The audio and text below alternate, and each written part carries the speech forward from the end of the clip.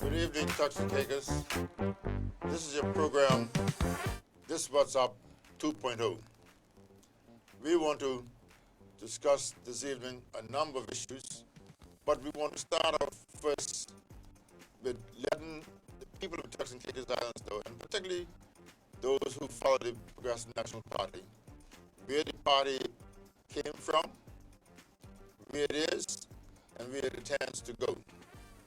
To set the stage for that, ladies and gentlemen, I would like to read a few words that came from Honorable Dr. Aubrey Victor Butterfield, who wrote the foreword to our history of the PNP.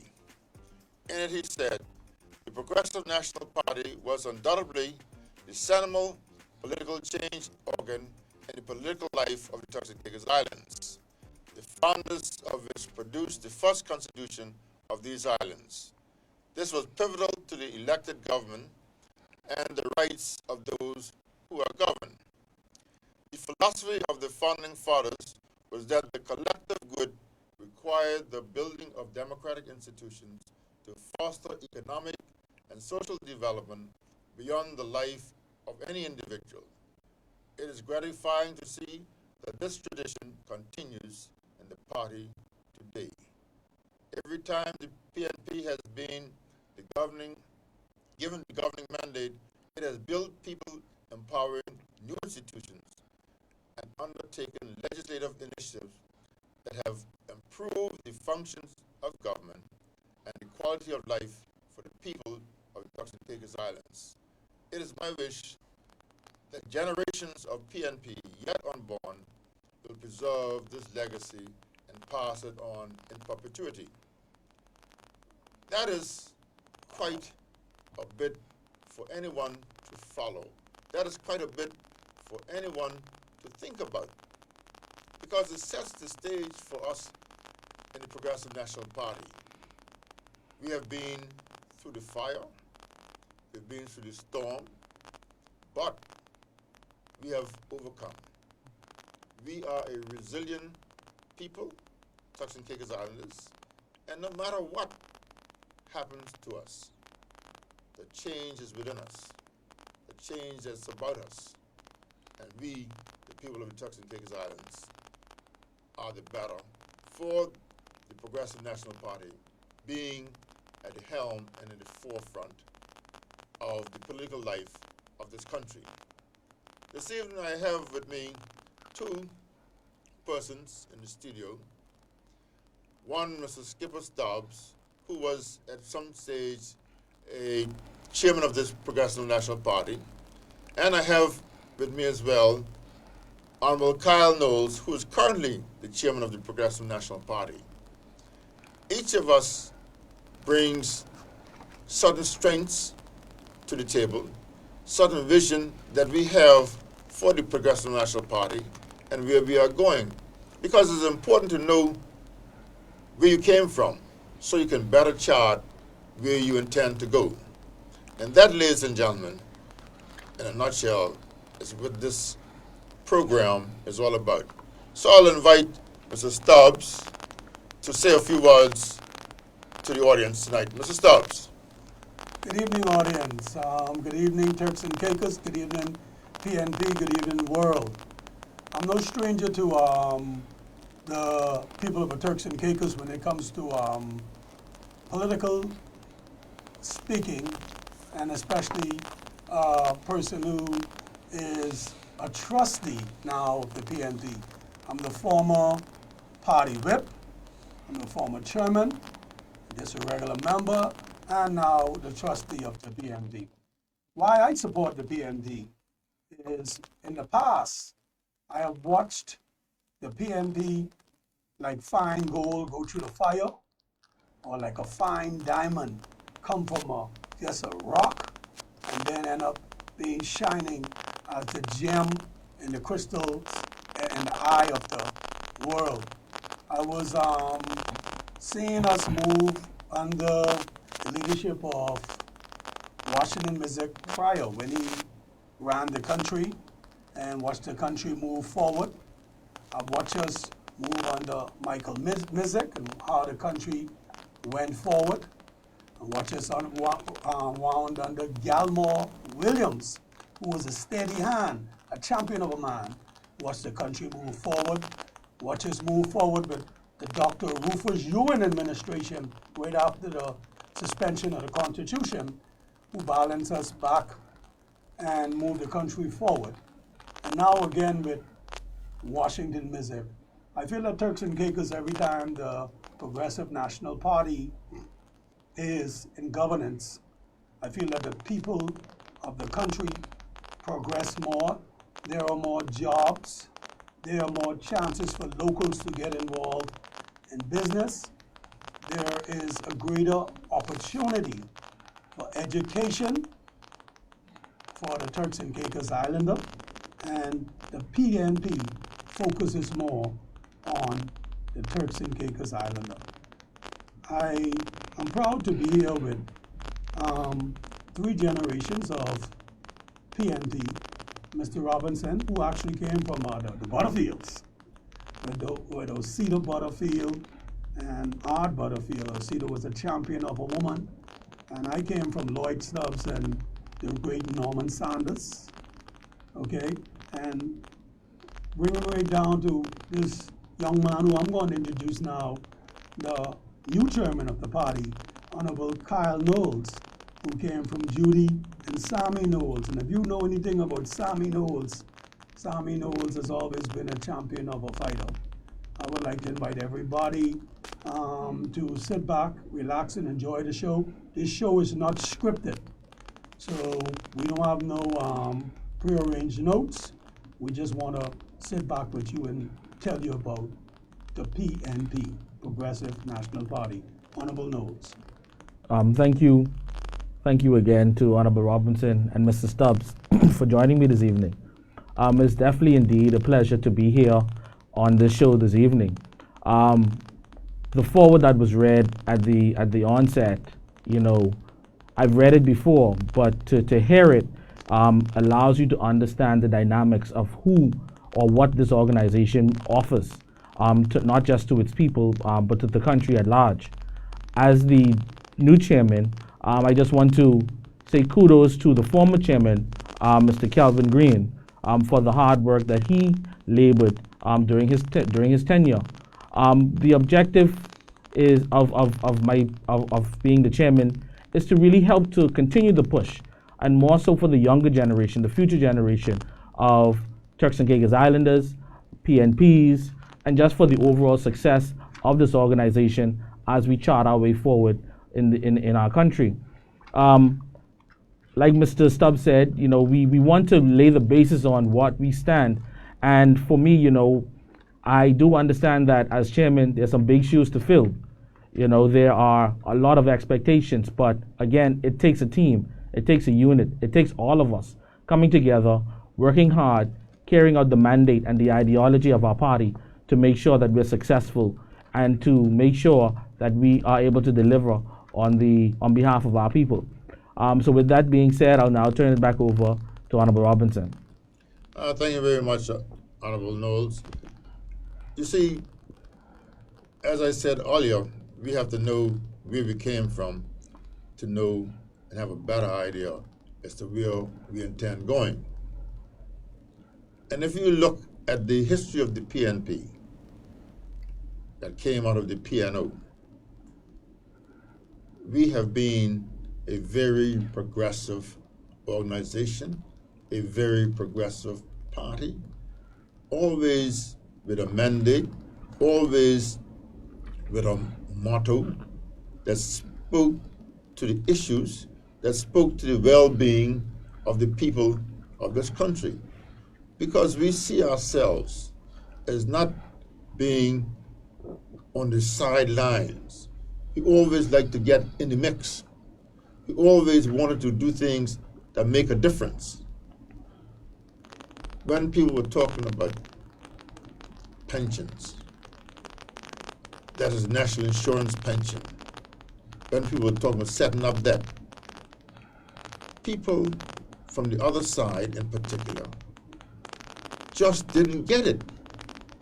They didn't understand what a national insurance scheme would mean to the people of this country. And it took them a number of years when the benefits start to accrue to the ordinary Turks and Caicos Islanders. Then they began to understand and better understand the vision that was in it.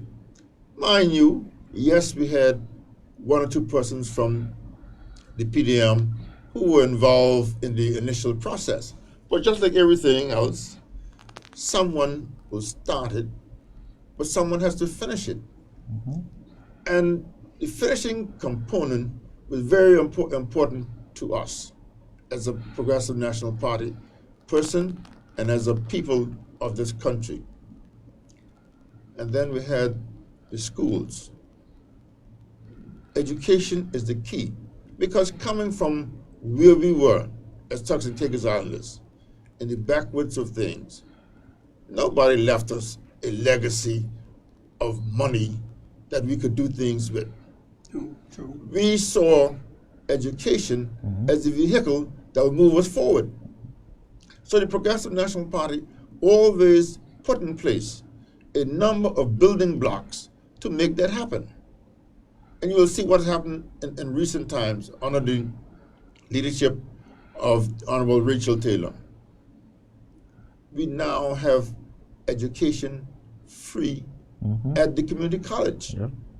That will allow our Turks and Caicos Islanders to get a degree and get into a position where they can earn their own keep, where they can do better for themselves and for their families. Because it's important to build on the legacy that our fathers and our grandfathers and our great-grandfathers left. We were initially a sort of agro-rural community, but we have moved forward into a very sophisticated setting. Yeah. We are the envy of the Caribbean. We are the envy of the region. We are the envy of the world. I just heard something yesterday that Guyana now is the fastest growing economy in the region. And that is because Guyana has come into oil in recent time. But our thing in the Turks and Caicos Islands is based mainly on tourism and some measure of offshore banking and facility. We will see that these things have made it possible for most Turks and Caicos Islanders who are looking for an opportunity, a job opportunity in this country, to be able to get something to make page of their own age and better their families. Because that is what it's all about. We have to make it possible for each succeeding generation to move forward further and further again. So like Honorable Robinson, you talk about the educational component and college being free for everybody. I remember under Akira Mizek, Honorable Akira Mizek, I was first introduced, okay? When she was there, my daughters, when they went to the community college, all right, all of a sudden, it was struck down, all right? It was struck down by the incoming administration from the other side that the education at the community college, my daughters had to basically pay for their education with my assistance. All right, you understand what I'm saying? There was no, it started off, and when I went to ask the person at the community college, I said, but the ministry or the minister had announced that the rule had changed and that for Turks Islanders, education was free. Say, no way. And I have two daughters. I don't want to call their names right now, but my two eldest daughters had to literally foot their education, one through the bank and one through struggle while she was having a child and making sure that she had to pay for education with her daddy's help. Mm-hmm. You understand me? And now, if they had that, they could have saved that money. Yeah. They could have been further. Mm-hmm. I have my youngest daughter now taking advantage, or not, I won't, yes, let me use that. Taking advantage of the scholarship that she earned, okay, by going to Europe, going to London to school. And I would encourage Turks and Caicos Islanders who are not afforded or awarded, or as they advance from the community college level, to even take up the schooling in the UK if they want to advance themselves. It's much more safer, just like doing it at home, Mm-hmm. than I think than being in the US. And that's my opinion. Well, just to chime in, I think one of the things that we have to understand is that from a party perspective, one of the things that we can't leave out with from an educational standpoint is that under administration we've properly implemented the TVET program, the technical and vocational program, which affords persons an opportunity to get their various certifications. And that's new. And that's new, you know. That is also free, you know. And remember, as Honorable Boyce back Mm-hmm. then, who introduced that no child will be left behind. Mm-hmm. That was actually under the PNP itself. Exactly. All right, because you know when we look at where the PNP is and where the country is, and I have to battle with some of my friends sometimes. Oh, we could be better. We could go further. We should be more advanced. Of course, everyone, don't care where you are or who you are, could be doing better. Mm-hmm. All right? Okay? Yes, the government could be doing better, but at the end of the day, let's give the government the credit for where we are now. When we're talking about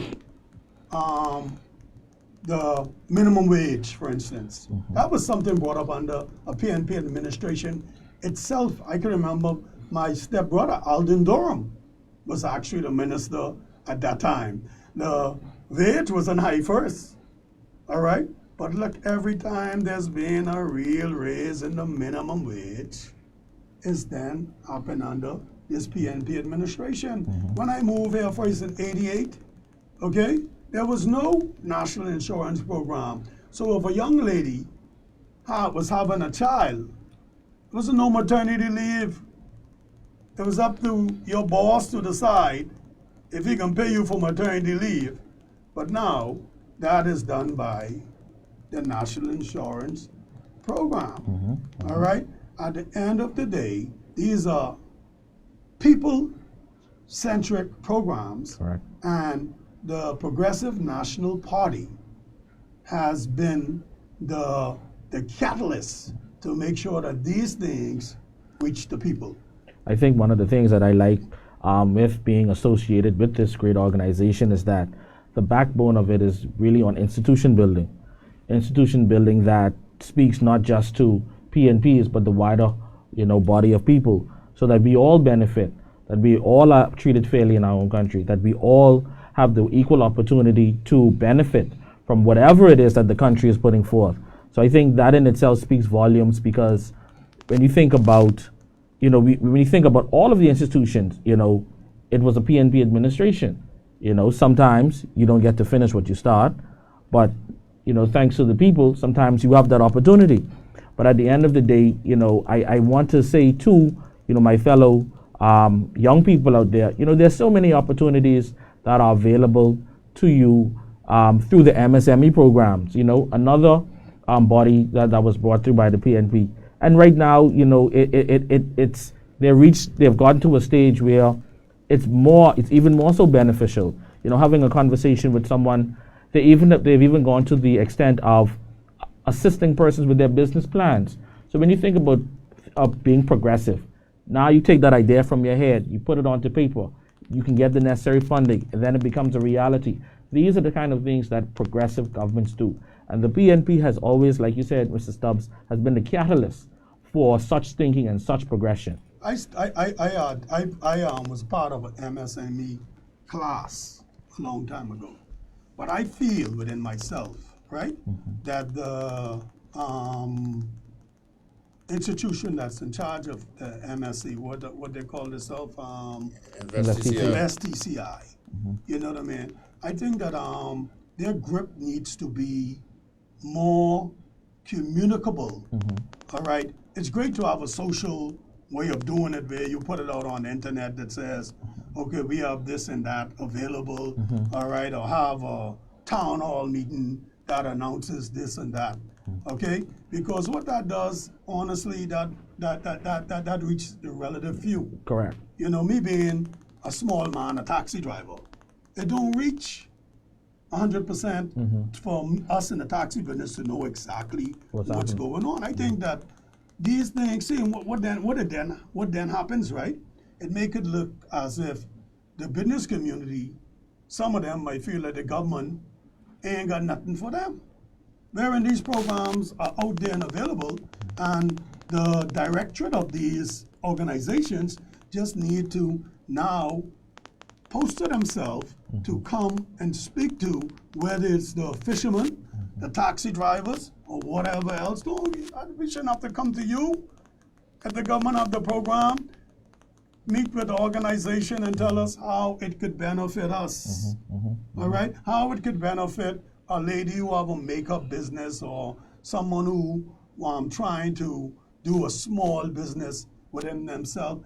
Have more outreach to the community. The programs are in place, all right? But then when you turn around and wonder, what is the government doing? What is the government doing for the small man? The government have the programs in place, but now I feel like our government now, or someone, because government can't interfere a lot and tell them where to go. It can take us as supporters to tell them, look, at time for you to get out there in the community. I see the land thing where you could go and get your land back, all right? But post some meetings and meet with groups so that more people, all right, and just not the chosen few, could benefit from the SME program. Yeah, but I tell you this much, though. The program might not be reaching as many persons as you would like to reach, and so would I. But I'll tell you this much: in the last budget cycle, the total amount of outlay that the government had was fully subscribed. So, what do you mean fully subscribed? Or if the government put out $10,000, the whole $10,000 was taken up by Turks and Caicos Islanders. Right, this PNP government don't believe in no $10,000. No, I Even if the government put out $1.5 million. All that during the financial year, all that money was taken up by Turks and Caicos Islanders, who have been able to benefit from doing a lot of businesses that people didn't even think was possible. Why we don't have that though, Honorable? Yeah, I think that's again, it's a matter of programming such that you have people out there tooting their horns more than they're doing. And I think that has been one of the downfalls of the Progressive National Party right now. The public relations arm has not been doing as much in getting people to understand these things that are available, getting to make people understand these are the things that are being taken up within the community. So more and more, because but that wouldn't feel like government or elected officials interfering with due process of how government operate. No. I mean, what I'm saying is that the government has its own program and its machinery. Maybe the machinery isn't working as well as it should, but it's out there, and more and more people are availing themselves of it, and that's what I'm saying. And the last cycle, there's been an increase in the amount that's being available to persons. So more funding is available. More funding is available, and the amount that each individual can apply for has increased. So why I see them signs on the highway? Well, I ain't got that. Let me just say this one point, because I mean you hit me kind of hard just now, right? But in relation to the PR of the party and helping to support its government and its agenda, I do note that there is room for growth, and I think it will be addressed. So bring some young people on. Well, that's why I'm here. Okay, and the objective is, we have a demographic that we have to really stay in tune with, stay in touch with. Gone are the days where everyone went to the polls because Grammy or Mommy said so. There must be tangible things that they can look at and say, okay, I want to be associated with this. There has to be things that they can look at and say, listen, the government of the day said that they were going to do this. They did it. Hence the reason they're going to garner my support. Back to the PR, I think one of the things that we understand is that, the way things are done now has changed. Social media, even from the last campaign, was definitely the way to go. Definitely. And as you can see, and we thought COVID was social media. Exactly. So we understand the dynamics of what social media brings.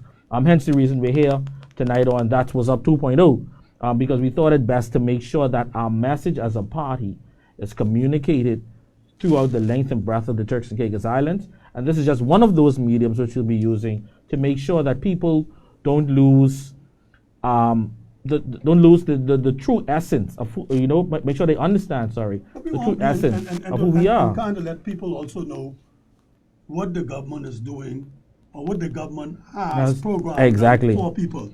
All right? Because like I said, maybe this could be a medium where in the future where if the SME program or whatever immigration policy or whatever, you bring those people on here and let people know what the change is and that what is beneficial to us as Turks Islanders. Because Turks and Caicos Islanders, all right, because gone are the days when we just say Turks Islanders.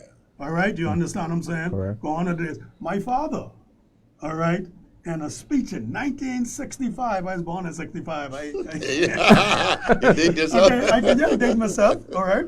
But Royal, in 1965, he was bold enough to make a speech in Parliament and say that the Caicos Islands will be the future of the Turks and Caicos Islands. Today, that's what we're seeing. All right. The capital now needs that boost. All right? Now needs that boost. The last big boost the capital had come from Honorable Michael Mizik putting the cruise port down there. Okay? I remember an Honorable Washington Mizik now and his cabinet, because no man is an island. Okay? Honorable Michael Washington Mizik and his cabinet, they brought Silver Airline in here. Now, I had a complaint, so we won't fly on prop and this and that and the other. But my take on it is this, my brothers and sisters, that once you get one in, somebody else with more sophisticated equipment will realize that this need is here, and either that person who came in, either Silver decide to bring, like Inter-Caribbean had to do, because when our kudos, Honorable or Mr.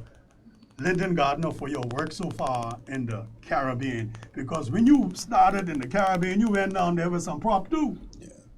I can show you. I see one jets landing out of the Caribbean and going into the Caribbean now because he realized that in order to really compete, because the people was complaining, people always complain, delaying whatever, he improved the service by bringing jet. Maybe in the long run, Silver will bring a jet, or maybe in the long run, Honorable Gardner may bring the jet. Remember, Honorable Butterfield did it before, Yes, it was done. It was done. It was done before. Honorable Butterfield did it before, bringing service and advantage. You see, because our capital now, like I say, the Caicos Islands is now the capital. It's now our capital. Okay? When that boost of injection, because Honorable Washington Music tried itself to build a hotel to start it off. But you know you need a big capital to really maintain a hotel. Maybe the government could do, and that's my thought, like how the Bahamas government did one time ago in Nassau. Because when Nassau was failing, you know, some people didn't think Bahamas always was on the top of the tourism game, but there was a time when there was a lull in the tourism industry.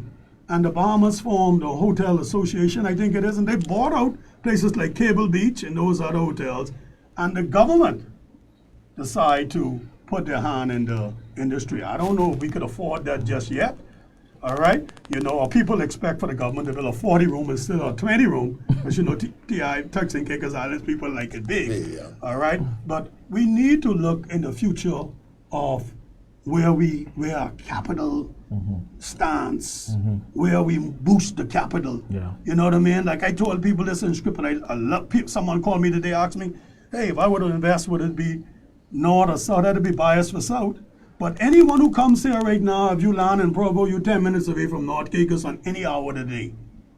Okay? So that's Skipper, and talking about there are two schools of thought with respect to that. One is we need sufficient accommodation in Grand Turk to create a stayover by people that come in on Carnival cruise.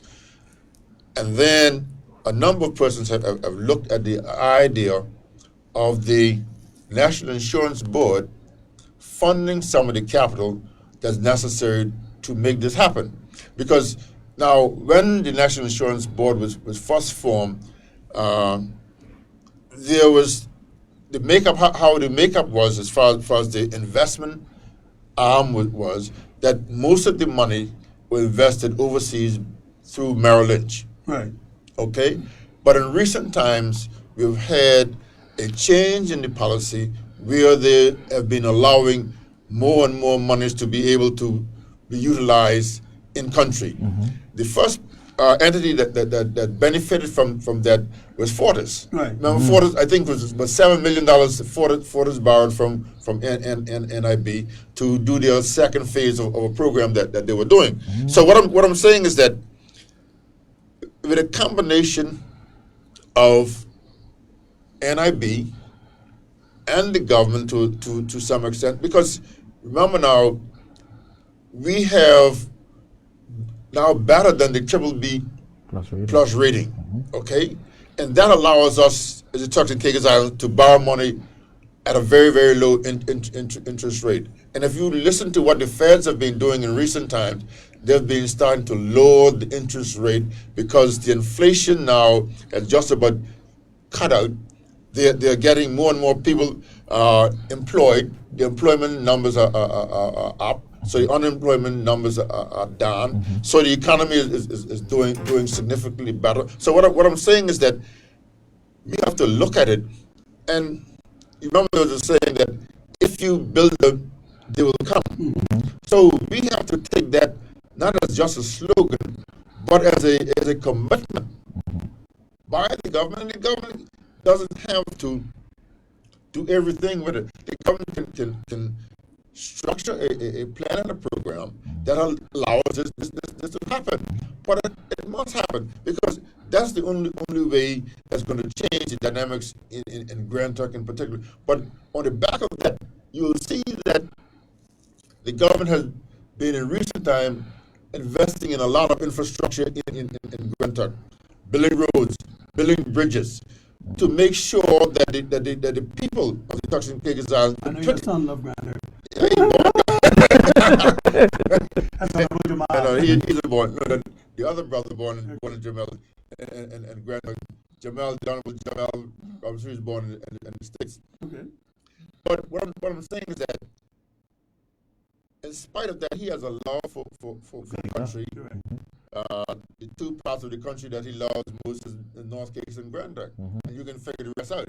But what I'm saying is that these things make sense, once you have a good infrastructure underpinning your economic activity, then you're in better shape, because then you don't have to wonder if your car is going to break down on the side of the road because there's too many potholes. You don't have to wonder if you can get from one part of the island to the other, because this is called West Road Vietnam, because you can't get to West Road unless you pass a bridge. Oh, absolutely. Every car house bridge, the one down north, the one by Sanders Point, all by bridges you have to pass to get So you think, to West Road. you think that's a reason for a government to have more than one? You think any government can get these things accomplished in one? Well, that's been the problem over time, and I think that's one of the reasons why, if you'll see now, in the new constitution, you move from 4 years to 5 years, because it gives you a little bit more leeway, Yes. and being able to get a program started. Everyone don't agree with that, though. No, I'm just saying, no. because 5 years and 4 years is a year. Yeah. Okay, so in 5 years, then you have another election and somebody else come in. But You think that my thing is, I don't care if it's 4 years or 5 years. You think in one term, I don't care if it's FNM, PLP, PDM, PND.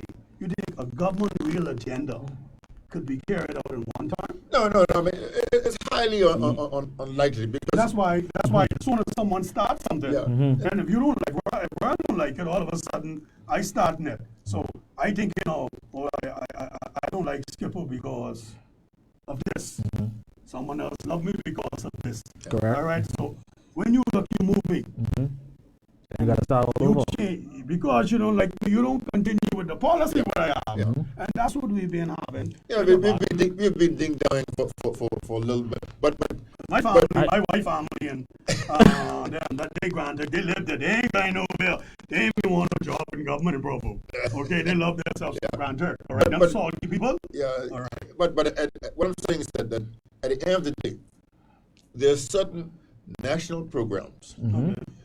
Once started by one government, should be taken over by the next government. But some, I mean, you might believe it, but some in the last recent time, more and more have been happening.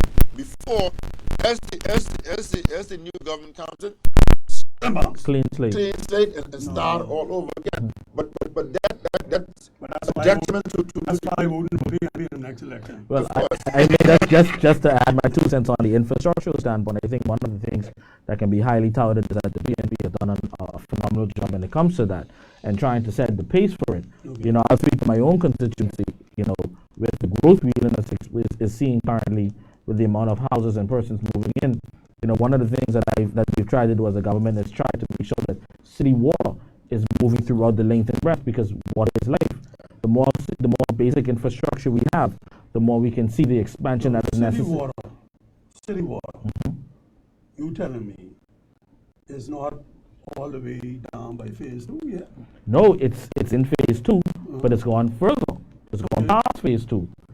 Because again, the constituency is growing, and there are other little sub areas that have been on tanks for years. I'm talking about 15, 20 years. Yeah, remember house and tank and money in the bank. Exactly. But I'm just saying, This ain't back in the day no more. No, you can imagine, hurricane season coming up, your water run out on you in the middle of the night.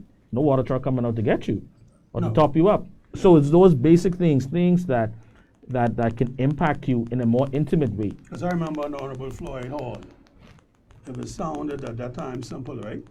But under Honorable Floyd Hall, he eliminated all pit latrines in this country. See? And in case some of you all don't remember what pit latrine is, that's outside toilet. You understand?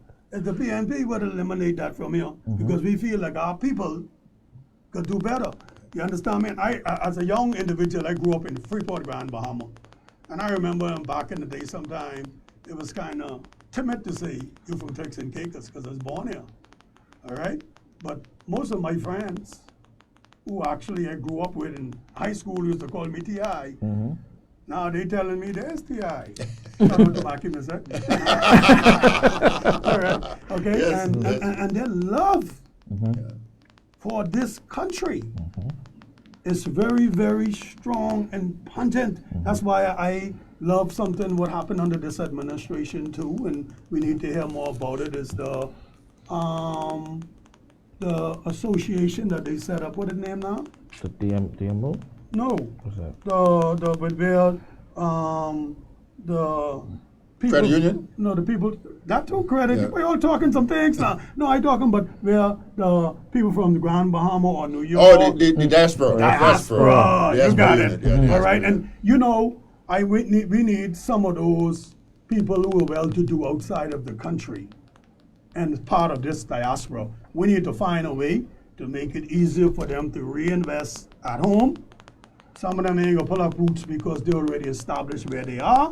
Some of them, and a lot of people from the diaspora who we are asking to come home, we have to find ways actually to build apartments and housing so that when they come, they don't be.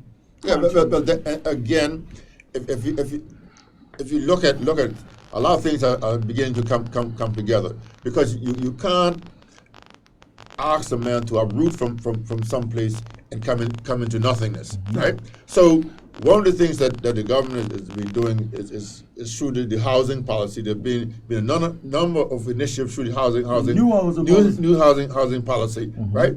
That will give those persons who are coming in the ability to be able to have accommodation for them to stay in, and the government is looking at giving large tracts of land, not the 4,000 acres of land that Providence got some years ago, but sufficient that it can accommodate good, medium, and low cost housing. So how we gonna know that these things ain't gonna be good, medium, and low cost housing and go right into what we got right now? Because if we start up with some of that now, most of the stuff now is what they call it Airbnb.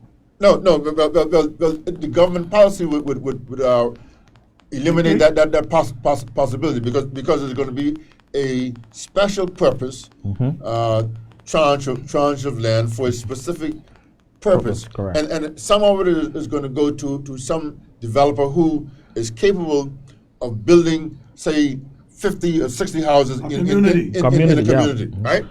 And so the land will be given to them on what we'll call on the cheap, and then there's other infrastructural incentive that they will be given, so that the amount of money that the individual has to pay out his pocket every month for rent, and it can be a rent to own situation. What I see in the Bahamas. Okay, so because for you to upkeep it, you must have a stake in it. Correct. And that's been the problem. If you were a landlord a couple of years ago, that's one of the problems. The tenant destroys the property over a very short period. But so by the time you believe that you're going to make a money, that's the time you got to you got to go and buy new furniture. Got to do big chunks of painting and all that kind of stuff. So what I'm saying is that the individual will have a stake in it because he will have to put something down, and then over time he will. That's how I end up in my house from Basco Chang, But that's how I end up in my house with Brighton's. Our rent, what we were paying monthly, went Converted towards to a mortgage. mortgage. Yeah, And in absolutely. the long run, then the company, NVS Development, they went ahead then, and when they after X amount of time, then they went with our down payment and took us to the banks, for a certain bank who bought that mortgage from you. So you're talking about a similar program set up in the future? Yes, because you have to, because housing is one of the essential things that people need. Yeah. It's on what they call Maslow's triangle of needs. So how we can do that? Are you double track of land? How we can do it if the government ain't in control of the land right now? Well, this is one of the things that's happening in recent times. The government has been in discussions with the British government over time. You remember that the PNP negotiating that? Yeah, but you remember recently you had Honorable Donahue Gardner, and I forget the other person is a professor from one of the university, Yes. and they Don is a brilliant mind. yeah they came out with a series of recommendations to help to address those issues, those burning issues that we have had. Because one of the things that over time that used to bother me, and I've been trying to get it changed, was that the piece of land costs $30,000, and the government would tell you got to come up with the whole $30,000 to pay for it. That was a deterrent for most Turks and Caicos Islands because you don't have the wherewithal to do it. But if you have the situation where you can make a deposit of 10%, 15%, and over 4 years, 5 years, 10 years, or whatever the life of that arrangement is, pay out the rest, then you'll be in a better position to do that. I see them doing that now on sign on the highway with the residential Yes. lease. I wish I had a residential lease. That was when bad that I think I have a commercial lease. And if they make a mistake and ever bring that up, if I gotta come borrow some money for you, I can try to see if I can. Well, But in order for you to house the Turks and Caicos Islanders that are on the ground, correct. and those that you are inviting to come back in town, you have to change. There has to be a paradigm shift in how you manage and do things. Okay. Well, how you will make sure it ain't happen like in the area where y'all live in? Where I remember when Brighton, Yeah. all right, and Brighton, and I hate to call a company's name, but it's the truth. When they started development, the sales were slow. I remember all of a sudden it went from a TI focus or TCI focus to inviting anyone to purchase. Well, I mean, Okay, how are we gonna make sure that when these things there, if TCI Islanders go through that rough patch, I'll say that it's still there for when I come out of that rough patch. Because I remember one time I had no car, now I got multiple cars. I'll say this to you, Mr. Stubbs. I think one of the things that, and this is for my previous set as a banker. You know, one of the things that happened was during that time, you know, I don't think we realized the significance of ownership, right? So you would find that a lot of persons when the development started really didn't grasp this level of ownership at the rate it was being explored. And I can tell you, They didn't realize that it had an asset. and they had an asset, exactly. And I can tell you from phase 1 to phase 2, there's a totally different dynamic. In both sides. In both sides. So you know, what percent do you think of phase 2 is TCI? Phase 2, I would say 85%, 90%. Wow. So You know, and that's young Turks and Caicos Islanders who are able to afford the down payment, right. be able to go to the bank and be able to get a mortgage. So I think to answer the question, I think that's one of the things that young Turks and Caicos Islanders want us as the Progressive National Party or as a government to do, is to make sure that there's affordable housing and to make sure that there's access to land. And I think we are heading in the right track because we need to have those policies in place that will dictate the flow of how we're able to fill in those gaps, because you talked about this paradigm shift. You can't come to Turks and Caicos and go and live with your relative. You want your own space. As a young professional, you don't want to be living in your parents' house for the next 5-10 years. You know, but you want to be able to afford something that is nice, that is comfortable, and start your life. And it just affords you that level of independence. Because again, and I'm going to say this word, you know, we talk about independence, but I think it all starts in the mind. Absolutely. Okay? Yeah. And I got something I want to ask you when we're finished. And let's look at it. If we have moved, the Turks and Caicos Islanders have moved from position. When I spoke earlier on about education being the key, right, to success, we have moved from a position where students leaving the high school could hardly get 2 or 3 passes in the GCU O level at a time. And you needed 5 GCU levels to qualify to get in any of the tertiary institutions that offering learning within the region or outside. And a number of students, myself included, back to back, you got 3 at one sitting, and you get 2 and 3 at another sitting, right? But now you have the situation where a number of students are getting 11 and 12, 13. and top grades, not watered down grades, A plus and or whatever distinctions and the like. So I'm saying, so we move up there. So now we have them being able to access any university in the world by themselves, right? Getting into any area of expertise and learning. Look, we have the lady, the Hamilton lady, Holly. She's a meteorologist, right? Now, when she was talking about that, the only reason why she was able to get that scholarship for that, because she was in the group that said, well, whatever area of learning that you want to pursue, you're guaranteed that scholarship to do that. My daughter's doing environmental science. Otherwise than that, she couldn't because that was not in the program of the schools, right? And remember too,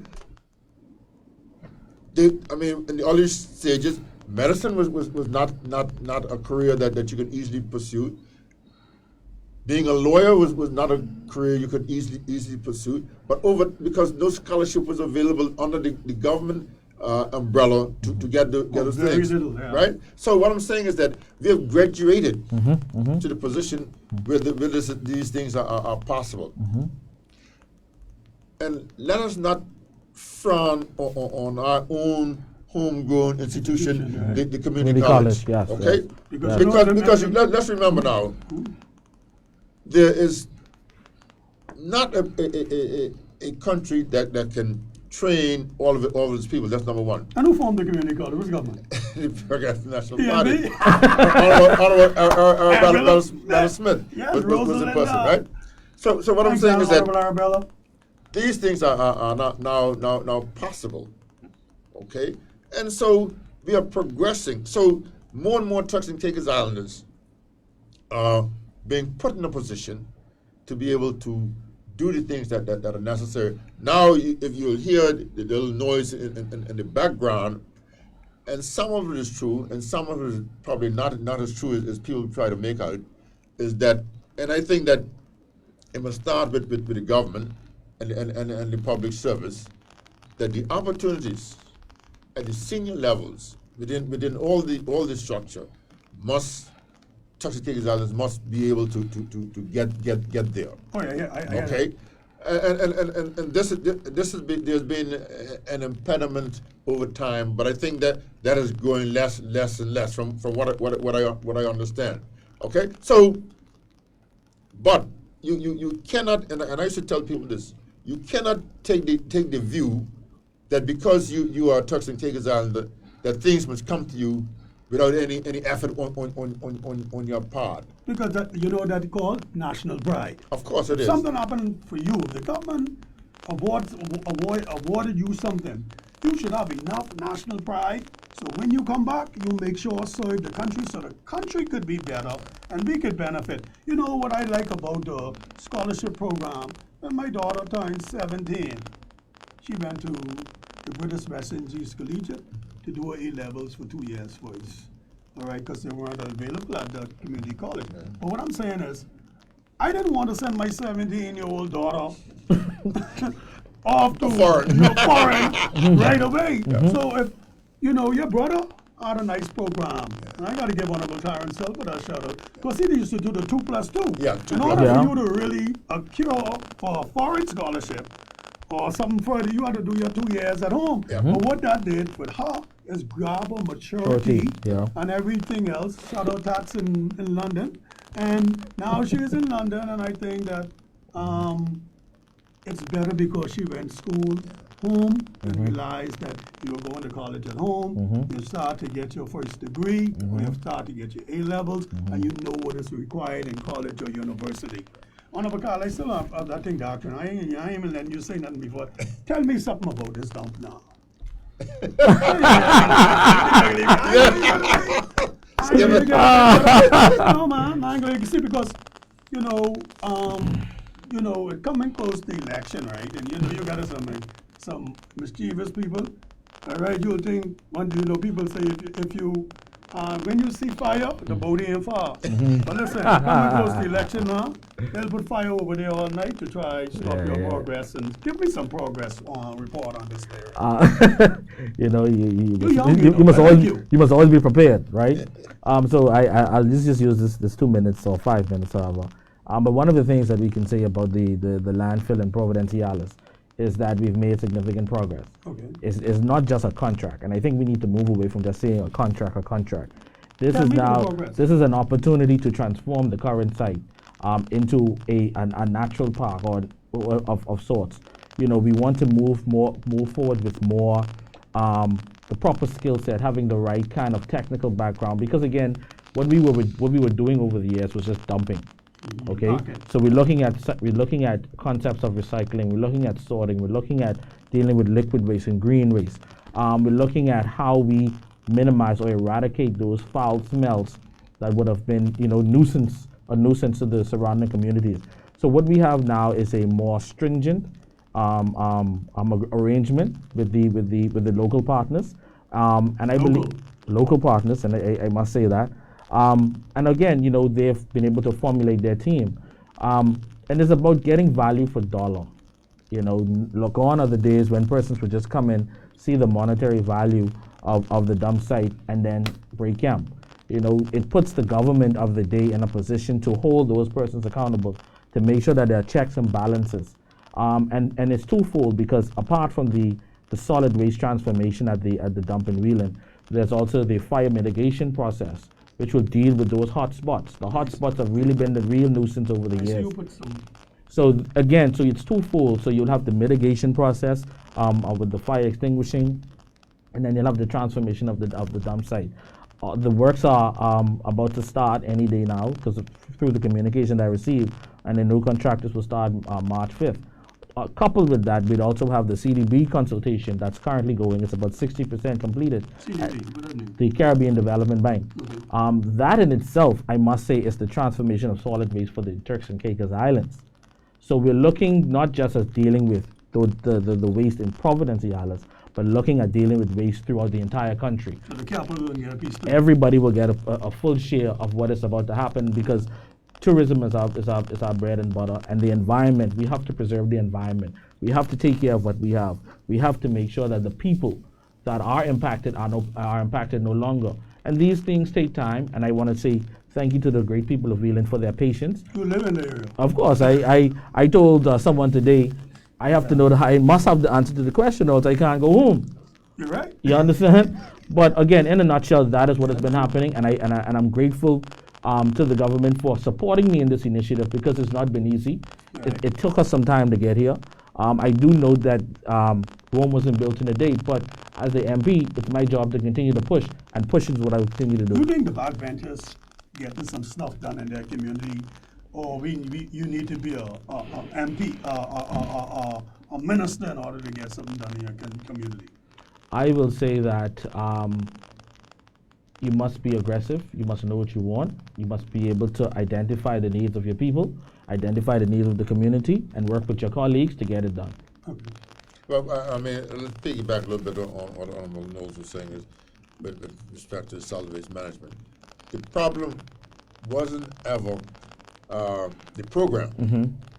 The problem was the government's counterpart funding ability to meet the requirement. Mm-hmm. So what happened is that and CDB has always been a very good partner for Turks and Caicos Islands with respect to that. All right. Kudos, CDB. Right. So they provided the study, provided the technical assistance to design the program. So when that's going on, you can't do nothing until it's finished? Yeah. Because some Like people what? believe when the study going on, right? Over here with the study, you can just go right ahead and do what you want. You have to wait until the study finishes. No, it's a two-part process. Okay. One, you try to do some things that will lessen the impact while you're waiting for the full study to be completed and give you the nuts and bolts as to how you're going to be moving forward. Okay, but what I say again, what I was saying is that the counterpart funding from the TCI side was not there. So the full-scale program that was required couldn't materialize because we've always had what some will call champagne taste with ginger ale money, but we don't suffer from that anymore. You're trying to tell me now we get champagne money? Yes, for something, of course. because People want you to spend it on that but the aspirations have changed, and if you listen to Honorable E.J. Saunders in his budget presentation, Or you can put forward a budget. yeah, and the numbers that he's talking about since he's come into government, And you do a good job as the chairman of the Appropriation. right? And come in. Great Thank job. you. And the philosophy behind what we're doing now is that the more we have in terms of revenue and availability of funds, we're going to spend it on the people. Yes. Okay. We want another time. Of Of course. course. Continuity. I mean, that goes without saying, because you have to give people a reason to vote for you, not a reason to vote against the other person. Okay. That's a philosophy of the past. Yeah. Okay, you got to tell people to say, look, you get, and we said that we come for this work. Okay, that was our slogan in the last election, right? The people have given us the ability to do this work, resoundingly 14-1. That's no easy feat. That's not something to stump your nose up at, right? But so the expectations from the people is also high. Yes. Right? But yes, in some instances you'll find the little nagging problems that people expect it to be fixed overnight that can't happen. Everybody want more. Right. But you have to be showing people that you're on the way to progress. Okay? Because the American thing has always been, we're always working to a more perfect union. So that means that it's a work in progress every day. But every day you move 2 more inches, 2 more feet, 2 more miles towards the goal that you have set. You think you should advertise that every time you make them 2 feet? Of course. But I think that's what we're doing wrong. Absolutely.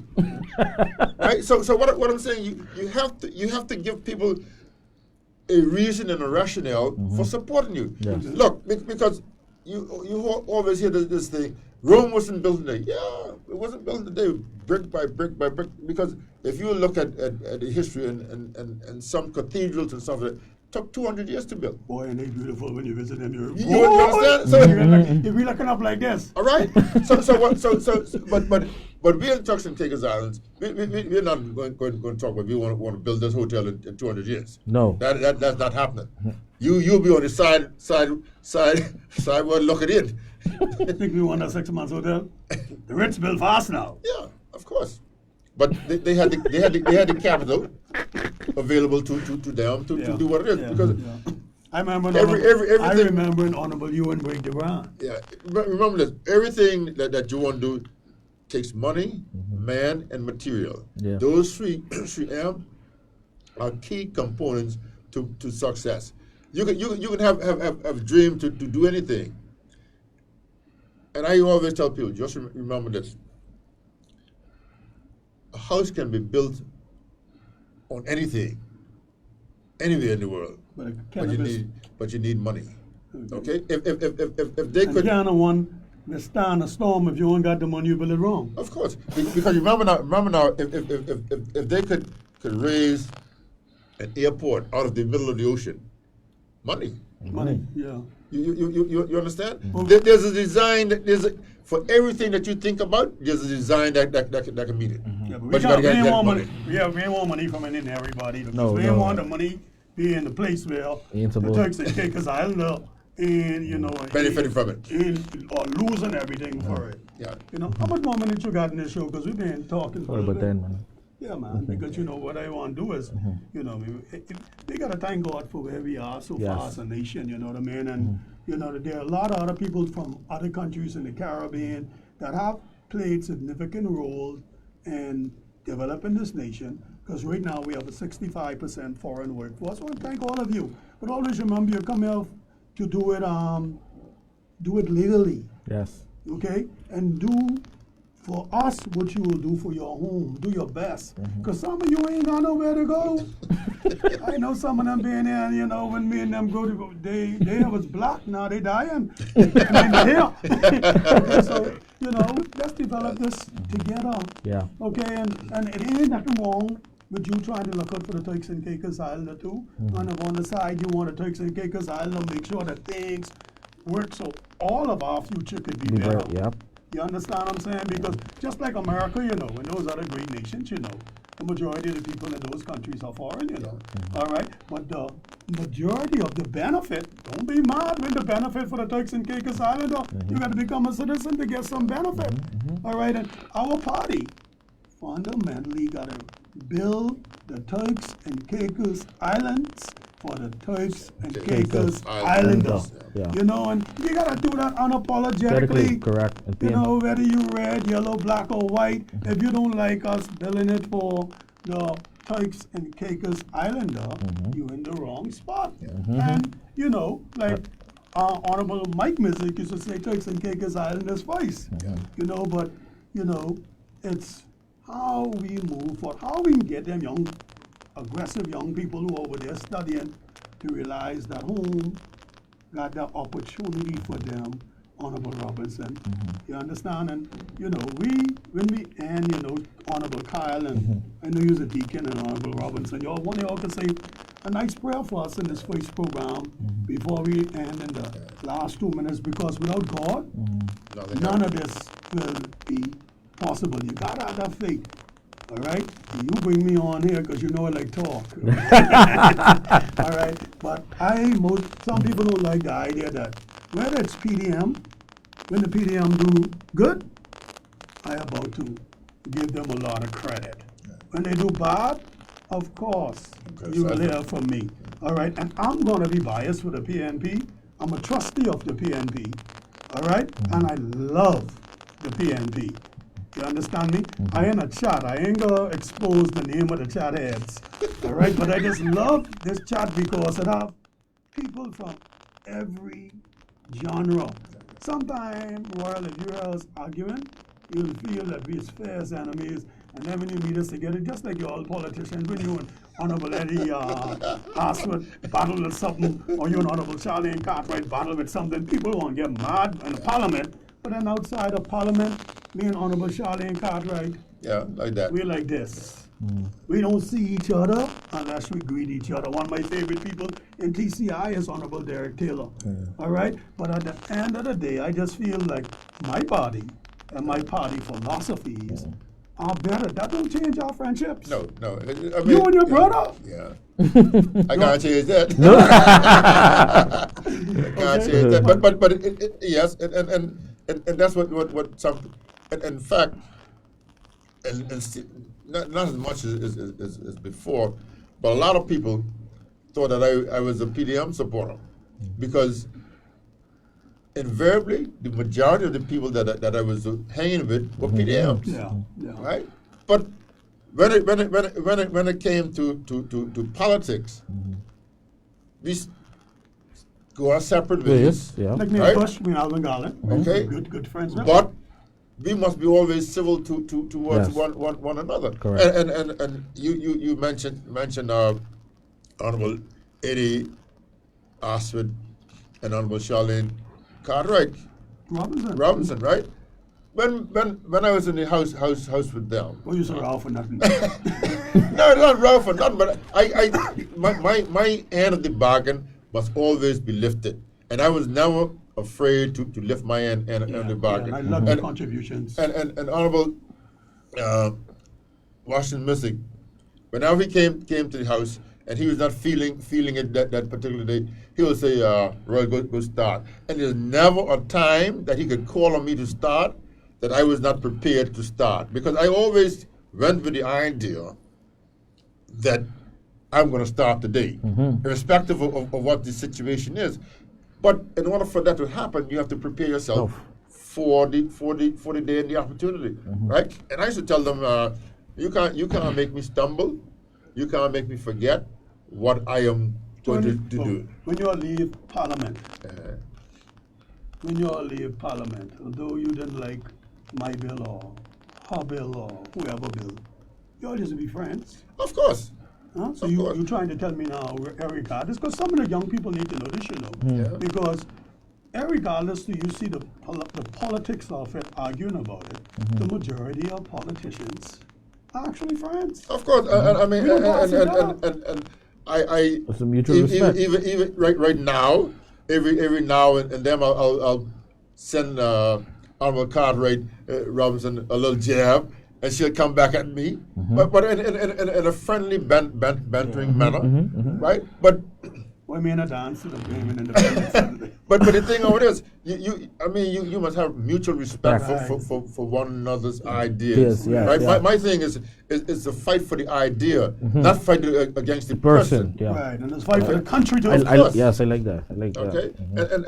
and that's what kept my brother and I sane and sensible, because I've seen sometimes some Boy, Members- I love your brother too, That's Yeah. one of my boys, but Clarence? some Honorable Silva? of our supporters will start to say things about him, and I say, now listen, stop.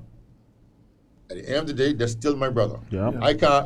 I can't change that. You know, ticket in the water, right? All right, I can change you, but I can't change him. Right? So, but I mean, back to where we are on this.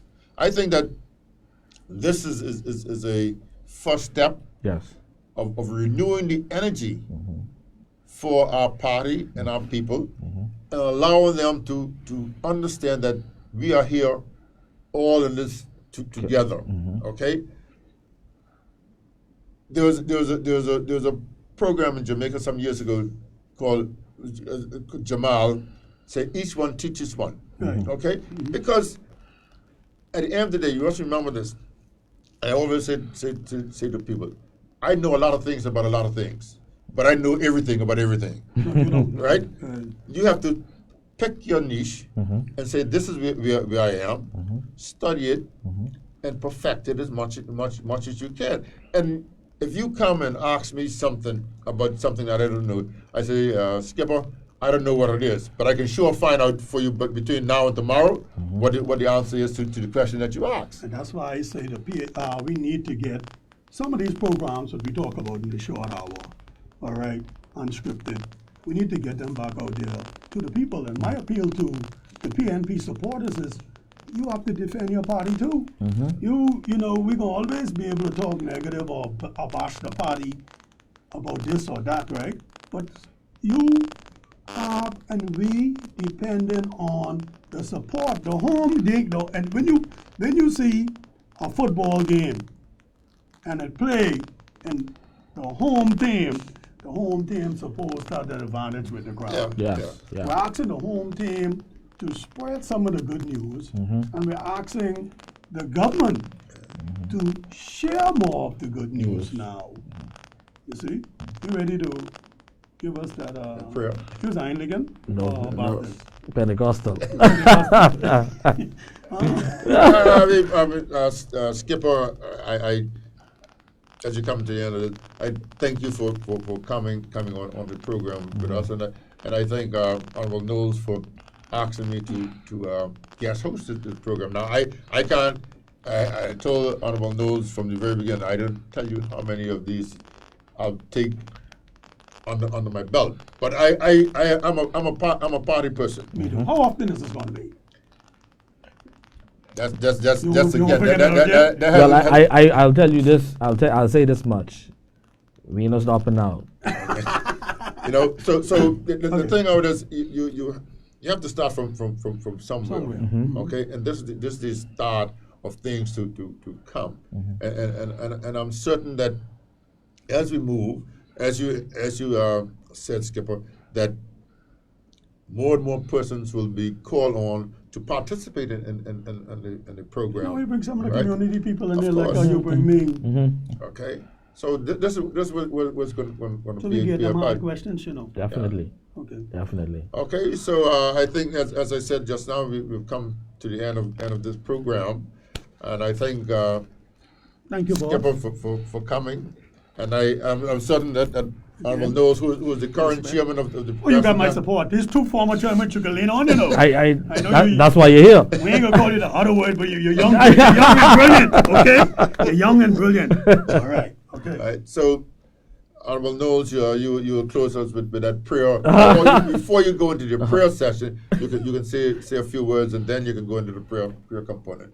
I just want to appeal to all of my Turks and Caicos Islanders, all of my PNP supporters. You've asked for it, now you have it. We look forward to your continued support as we move the needle with our progressive party, and as we formulate and discuss the affairs and the progress that we've made as a government and as a party over our term. So we look forward to your continued support in that effort. Now you want me to pray. Praise your boy. My mom will beat me if they ain't pray. So Heavenly Father, we just want to thank you for this opportunity. We want to thank you for allowing us to share our voice, share our ideas, and share our thoughts with the wider public.